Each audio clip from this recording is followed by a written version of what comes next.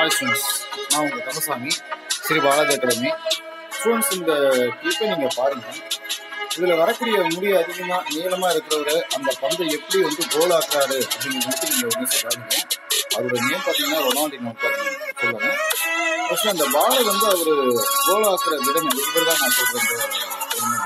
அவர் கோல் ஆக்குற விதம் பாருங்க, மிகவும் மதிநுட்பம் வாய்ந்தது நம்ம சொல்லலாம். பாருங்க எவ்வளவு ரிஸ்க் எடுத்து அந்த பாலை கொண்டு போய் அந்த இதுல கோல் பண்றது, அந்த டெக்னிக், அந்த விவேகம், அந்த வேகம், இதெல்லாம் ஒரு நிமிஷம் கவனிங்க.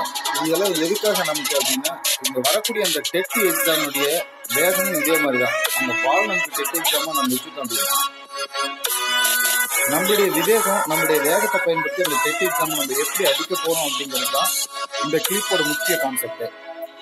இதுல ஒவ்வொருத்தரையும் நம்ம ஏமாத்தியோ அதுல அதாவது ஒவ்வொருத்தருக்கும் அவங்க கிட்ட இருந்து அந்த பாலை எப்படி நம்ம கொண்டு போய் ஏமாத்துறதுங்கிறத விட டெக்னிக்கலா அவங்க கைக்கு போகணும், நம்ம கைக்கு மட்டுமே வச்சிருந்து அதை நம்ம கோல் வைக்கிற விதம் எப்படி அப்படிங்கிறத நம்ம கத்துக்கணும். இந்த ஒரு பாலை பாத்தீங்களா,